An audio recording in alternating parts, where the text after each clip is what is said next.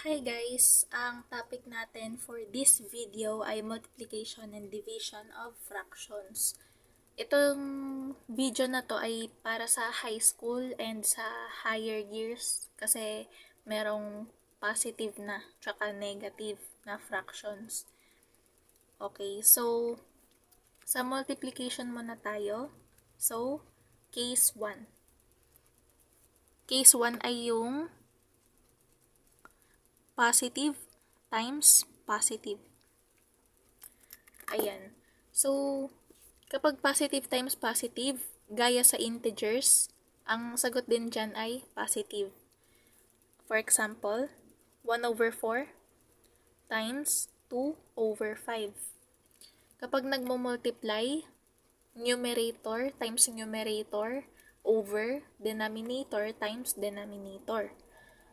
So, 1 times 2 equals 2 over 4 times 5 equals 20. So, 2 over 20. Tapos, marirealize natin na meron pang GCF itong si 2 tsaka yung 20. So, magdi-divide ako ng 2 para ma-simplify.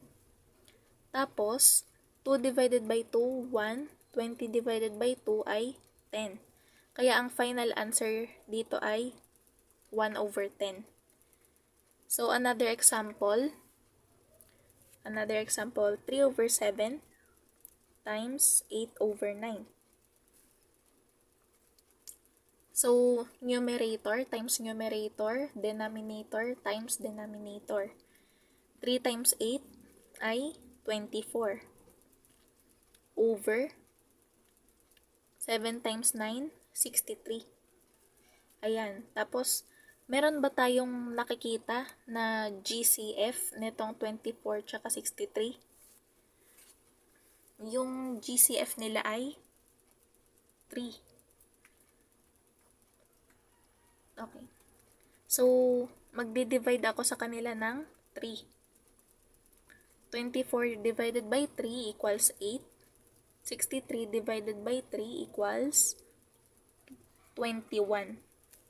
So, dahil ito na yung lowest term, siya na ang ating final answer. Ayan. So, ang next case naman natin ay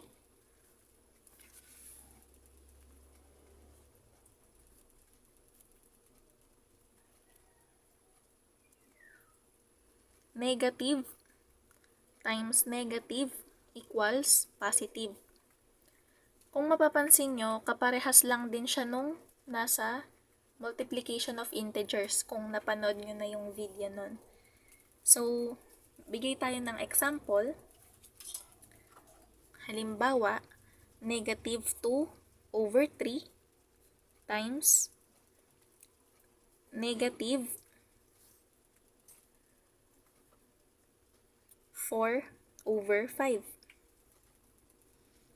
Ayan. So, ang magiging sagot daw dyan ay positive. So, 2 times 4 equals 8. 3 times 5 equals 15. Tapos, dahil wala ng GCF ang 8 tsaka 15, ito na ang ating final answer. Another example, negative 1 over 8. Yung isa palang way ng pagsulat ng multiplication ay yung ganito, yung parehas nakaparenthesis. Ayan. Kahit wala ng tuldok sa gitna, wala na yung times sign, wala na. Ito na, kahit ito na lang parenthesis na magkatabi. Matik na yun. Times negative 1 over 3. Okay, so nakita natin parehas silang negative. Tapos sa multiplication, kapag parehas sila ng sign, positive ang sagot nun, matik. So 1 times 1, 1. 8 times 3 ay 24. At dahil ang GCF ng 1 at 24 ay 1 na lang, siya na ang ating final answer. Ayan, so, ito na yung third na case. Yung negative times positive at yung positive times negative. Halimbawa,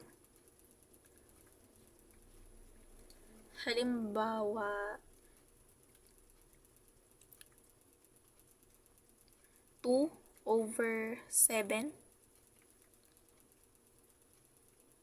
times negative 2/3. Ayan. Dahil magkaiba yung sign nila, ang magiging sagot dyan ay negative. So, dapat negative yung sagot natin dito. So, 2 times 2 equals 4. Over 7 times 3 ay 21. Tapos, another example, 3/5, negative 3/5 times 2/9. Ayan. So, 3 times 2 equals 6. Over 5 times 9 ay 45.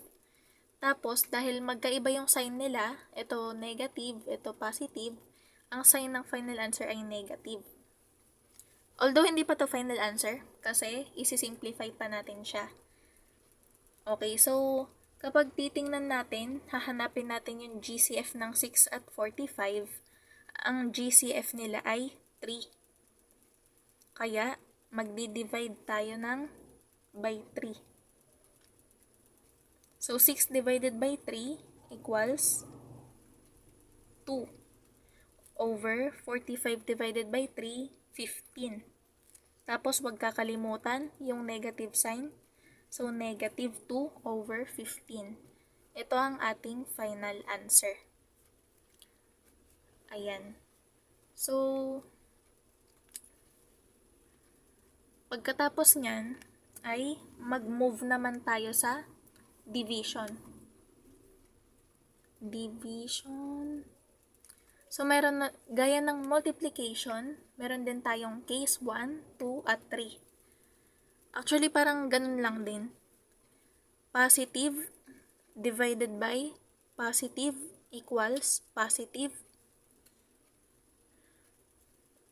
Ayan. So, bigay tayo ng example. Halimbawa, 2/5 divided by 1/4. So, ang lagi nating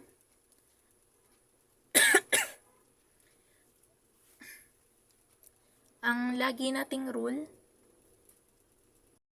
laging unang step sa division of fractions ay i-rewrite natin as multiplication. Pero kapag ginawa natin siyang multiplication, dapat itong pangalawang number, yung pangalawang number ay gagawin nating reciprocal. Pagbabalik na rin natin. So, 2/5 times, paano ang reciprocal? Babalik ta rin. Kung yung 4 nasa ilalim, ilalagay na natin siya sa taas. Tapos yung 1 na nasa taas, ilalagay na natin sa baba. Tapos, tsaka na tayo magpo-proceed sa multiplication. 2 times 4 equals 8. Over 5 times 1 equals 5. Ayan. So, ito na yung ating final answer. 8/5. Ayan. So, ganun lang. Dahil nasa high school na to, hindi na to kailangan gawin na mixed fraction. Hindi na kailangan. Pwede na tong improper fraction. Basta naka lowest term. So, sa case 2 naman natin, ay negative divided by negative equals positive. Parang kagaya lang din ng multiplication. Tama yon. Kaparehas lang din. Okay. dito naman, basta wag niyong kakalimutan gawin yung reciprocal. Wag niyong kakalimutan pagbaliktarin. Halimbawa, ang tanong sa atin dito ay 3/7 divided by 8/9. So, i-rewrite natin as multiplication at reciprocal 3/7 times 9/8. 3 times 9 equals 27 over 7 times 8, 56. Meron ba silang reciprocal? Ay, GCF. 3, 8, 3, 9? Hindi. Hindi rin. Okay, so dahil dahil ang GCF na lang nila ay 1, ito na ang ating final answer. Ay, hindi ko pala. Ayan, so negative to. Negative. Kapag dalawa silang negative, magiging positive yung answer. So, dito na tayo sa case 3. Negative divided by positive equals negative. Positive divided by negative equals negative. Okay. So, halimbawa, ang tanong sa atin ay negative 2/9 divided by positive 3 over, halimbawa ito, 5. Ayan. So, i-rewrite natin. Magiging negative 2/9 times yung reciprocal. So, pagbabalik-tarin natin yung places, 5/3 equals, so 2 times 5 equals 10. 9 times 3 equals 27. Tapos, wag natin kakalimutan yung negative sign.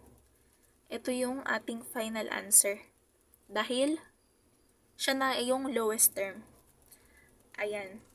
So, yun lang naman. Ano pa ba? Okay, halimbawang, ang tanong pala, may 5/6 divided by 4. Ayan. So, paano kapag whole number to, diba? Whole number siya. So, ganun pa din. I-rewrite natin. 5/6 times. Okay, so kapag whole number, naaalala natin, kapag whole number, lagi yan may invisible na 1 dito sa ilalim. Kaya kapag gagawin natin yung reciprocal, yung 1 na nasa ilalim, siya na ang nasa taas. Tapos itong 4, mapupunta na siya sa ilalim. Ayan. So, ang reciprocal ng 4 ay 1/4. So, proceed na tayo sa multiplication. 5 times 1 equals 5 over 6 times 4 equals 24. At dahil nasa lowest term itong 5 tsaka 24, ang GCF na lang nila ay 1. Ito na ang ating final answer. Ayan. So thank you sa panonood. Kung may questions kayo, clarifications, mag-comment lang kayo. Kung meron kayong request na topic, itatry kong mag-respond kapag may free time. Tapos, please like and subscribe. Please share sa inyong classmates and friends para mas marami pa tayong estudyante na maabot. Thank you for watching. See you sa next video.